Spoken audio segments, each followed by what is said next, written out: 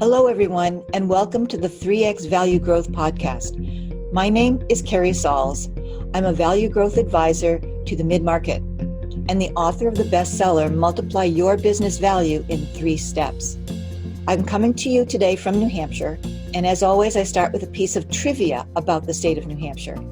Today, I wanted to share with you that as leaders in the revolutionary cause, New Hampshire delegates received the honor of being the first to vote for the Declaration of Independence on July 4th, 1776.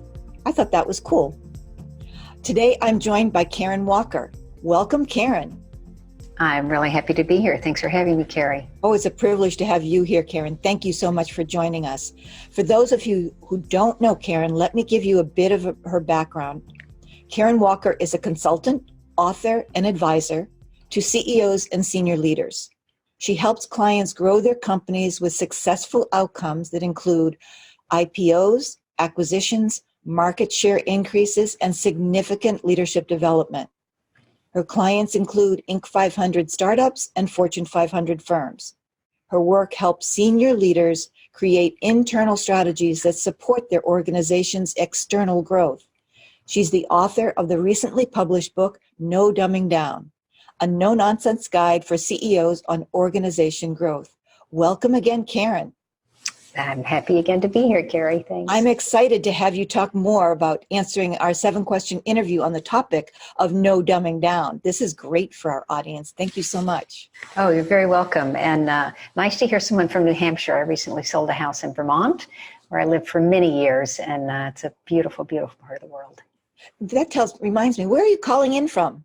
I live now in South Florida, but most often found in C2C. C2C. Not bad. Okay. Are you ready for 7 questions in 7 minutes? I'm ready. Karen, who's your ideal client? My ideal client is a CEO or senior leader in an organization with 15 to 300 million in annual revenue or annual recurring revenue, and someone who is in a situation with hypergrowth, where they really are struggling to keep up with all the opportunity that's in front of them. Great situation for them to be in. So number 2 is, what is the problem that you're solving for these middle market companies?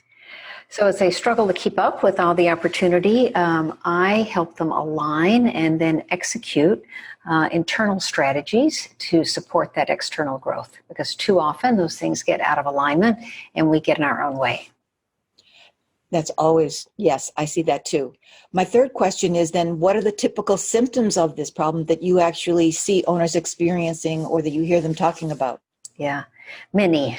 So the first would be just an inability to keep up. It's not that there's too much to do. There's too much that's important and urgent to do. So an inability to keep up. Really difficulty in prioritizing. Because as I say, there's so much that's both important and urgent. And then a big fear of blind spots. I think senior leaders who are running the kinds of organizations that we just talked about are obviously very successful. They wouldn't be there. But they often worry about blind spots because they don't know what they don't know. And so helping them minimize their blind spots. Great items to actually become aware of. So therefore, number 4 is, what do you see are the most common mistakes that you see owners making when they try to tackle all of this by themselves? Yeah, so the first thing is trying to do it all themselves, right? You can't do it all yourself. And even if you can, it's neither scalable nor good for the rest of your organization, who both need to learn to take things on, but they also need to develop so that as your company grows, they can scale as well. I see a lot of lack of clarity about the best decision-making processes. We tend to rely on only 1 or 2 rather than the many that are available to us. I see the same thing with conflict resolution, because we are going to have conflicts as we grow. It just happens. It's inevitable as people interact. And then little or no accountability structures in the organization. Often it's hub and spoke back to one person. And if you can add some team accountability, some mutual accountability from your team, everything will be much stronger and you're much more likely to actually get the things done that you profess that you want to do. Well, you're singing my tune. Absolutely. I agree with all of those. I'm advocating the same thing. So my fifth question is, what's one valuable free action that you can suggest to our audience members that they can implement that will help them solve the problem with this accelerated growth? So the first thing and the most important thing, I think, is just to get your team in a room. And sometimes that can just be a virtual room. I have a lot of clients who are now global in nature, and you can't always get someone in the same physical room. Do your best. And then focus, once you get them in the room, focus on how you get things done, not just what needs to get done. And that would include, of course, an accountability structure. But I think process, whether you're looking at sort of seat of the pants or standard operating procedure, what I call my SOP continuum, focusing on what process and how much you need is every bit as important as what you get done if you want to grow your business. Great advice. So building on that, Karen, what's one valuable free resource that you can direct people to that will further help them? Yeah, simplest question of all. And that is, I have a free 5 best practices of a better CEO on my website. And that's simply KarenWalker.us is the website, www.KarenWalker.us. And 5 best practices of a better CEO will pop right up. That's easy, and that sounds really tempting. Thank you. And for my last question, I'm really going to turn it around. What's one question I should have asked and didn't, and that would be of value to our listeners? And then please share your answer as well.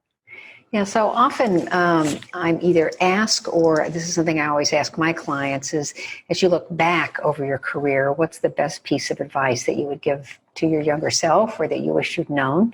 And there are really 2 answers to that, so I'll be brief. The first is just to think bigger.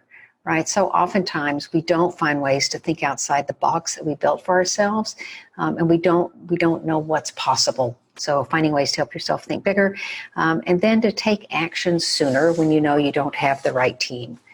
We are good-hearted people, and we often wait too long to take action, either in terms of developing an individual or getting them into a slot where they're better fitted. Great information. Thank you so much for joining me today, Karen Walker. It's been a pleasure to have you on the 3X Value Growth podcast. Thanks, Carrie. Thanks for checking out the 3X Value Growth podcast. If you like what we're doing here, head over to iTunes and subscribe, leave us a review, or rate us. It's very much appreciated. And if you'd like to learn more about the 3X Value Growth model, go to www.3xvaluegrowth.com/model for the PDF.